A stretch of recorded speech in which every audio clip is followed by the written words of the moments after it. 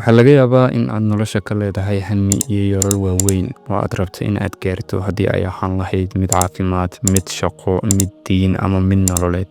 laakiin hamiyadaas oo idil muddo sannado ah ayay maskaxdaada ka guuxayaan, waxaana kuga adag inaad gaarto yoolalkaas aadka u quruxda badan.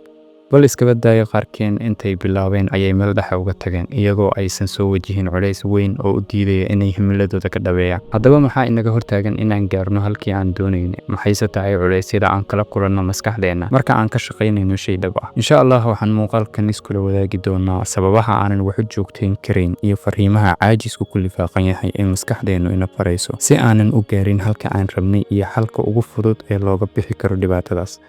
fadlan haddii ay tahay markii kuugu horreysay channelka, subscribe saar, muuqaalkana like saar, lana wadaag saaxiibadaada.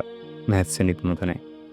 joogtaynta ama waxa loo yaqaano consistency-gu waa awoodda qofku uu u leeyahay inuu si joogto ah wax u sameeyo, ha noqoto jimicsi, cibaado, wax akhris, shaqo ama horumar nafeed. dad badan waxay dareemaan firfircooni qaadashada jimicsi jireed. maskaxdu waxa ay ku diraysaa calaamado digniin ah iyadoo kuugu yeeraysa in hawshan ay dhibayso naftaada. waana sababta malaayiin qof oo u hoggaansamay amaradaas ay maanta u gaari la'yihiin boqolaal qorshe oo ay dhisteen dhowr sano ka hor. tani waa caqabad maskaxeed, waxaana loogu yeeraa resistance. waana iska caabin xooggan oo ka timaada maskaxdaada. haddii aadan iska caabintaas aadan jebinna ku horseedi karta inay fashilmaan qorshahadii oo idil. marka aan wax cusub bilowno, maskaxdu waxay sii daysaa dopamine, kiimiko ama dheecaan farxad abuuraya, laakiin dopamiinkaas wuu yaraadaa maalmo kadib. tusaale, maalinta ugu horreysa eed jimicsi bilowdo waxaad dareemaysaa farxad iyo firfircooni, laakiin maalinta saddexaad wax xiise ah kuma laha shaygaas cusub eed bilowday. taasi waa sababta aad u rabto inaad joojiso ama aad iska dayso. laga yaabo in shaygaasi aad muhiim ugu yahay noloshaada, laakiin adigu waxaad leedahay bes khalaas oo joojinaya. sababtu waa maxay? wax kasta oo qiimo ku fadhiya waxaa yar xiisaha aad u hayso inta aad ku guda jirto, laakiin haddii aad u sabarto, faa'iidada ayaa aad u weyn. haddaba sidee u joogtayn karnaa waxyaabaha nolosheenna muhiimka u ah si aan u gaarno meel sare? ugu horreyn, waa in aad si dhaba u garanayso waxa aad rabto in aad joogtayso, sidoo kale aad niyadda ku qabsatid inaysan jirin natiijo degdeg ah. badankeen waxaan u joojinaa waxyaabo weyn ay dad badan galaan. waa in ay isku dayaan in ay wax badan joogteeyaan hal mar. joogtaynta dhowr waxyaabood hal mar waxay natiijadu noqotaa daal iyo joojin degdeg ah. haddaba si aadan ugu dhicin dabinkaas, waxaa tala ahaan kuu siinayaa inaad bilowdo hal shay, kadib markii uu caado kuu noqdo shaygaas waxaad ku dartaa mid kale. tusaale ahaan, bilow in aad 5 salaadood jamaca ku ilaaliso. muddo markii aad wadid oo ay caado kuu noqoto, waxaad bilaabaysaa caado kale oo iyana aad rabto in aad nafta ku tarbiyeyso. sidaas ayaad ku wadaysaa ilaa aad ka gaarto in aad yeelato boqolaal caado oo aad u wanaagsan. sidoo kale, abuur jawi maalinle ah. marka aad wax u qorshaysid wakhti go'an, waxay noqotaa caado.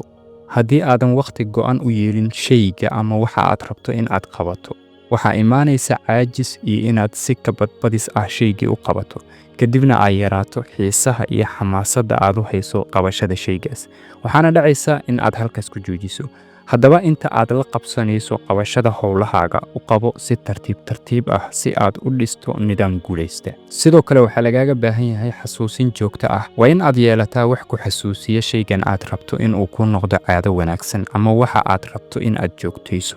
tusaale ahaan, haddii uu hadafkaadu yahay in aad akhriso qur'aanka maalin kasta, soo dhigo kitaabka qur'aanka ah meel ishaadu ka arki karayso si aad u xasuusato in aad qur'aan akhris leedahay.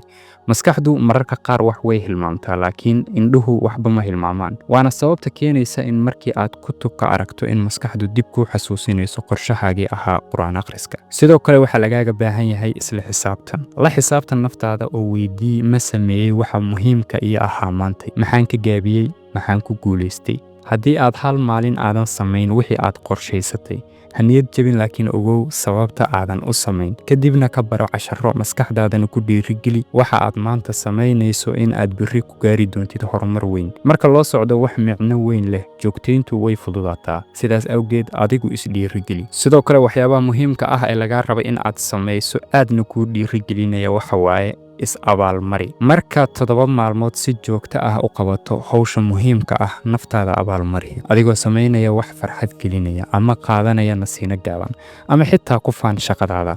abaalmarintu waxay kicisaa dopamine, taas oo sare u qaada rabitaanka joogtaynta. ugu dambayn, weydiiso Allah inuu kugu kaalmeeyo dadaalkaada iyo joogtayntaada, kuguna garab siiyo inaad gaarto guulahaaga. waxaadna ogaataa in camalada alle xaggiisa loogu jecel yahay in ay yihiin camalada yaryar balse la joogteeyo. sidaas awgeed u sabir hamigaaga si aad u gaarto, hana ka quusan haddii aad la kulanto caqabado, lianna caqabaduhu waa ifafaalaha lagu garto guusha. ugu dambeyn, haddii aad ilaa inta nala soo gaartay, aad baad u mahadsan tahay. haddii aadan channelka subscribe dhihin, subscribe saar. guul baan kuu rajaynaynaa. waa noo farxad inaan helno saaxiibo u wanaagsan sida adigoo kale. Ciao.